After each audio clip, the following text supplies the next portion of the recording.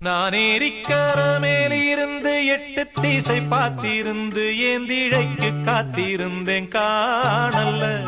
மணி 7 8 ஆன பின்னும் ஊரடங்கி போன பின்னும் சோறு தண்ணி வேணும்னு தோணல்ல. என் தெம்மாங்கு பாட்ட கேட்டு தெங்காத்து ஓடி வந்து சூதாக போக வேணும் அக்கறையில. நான் உண்டான ஆசைகளை உள்ளார பூட்டி வச்சு பொத்தேல வாடுறேனே.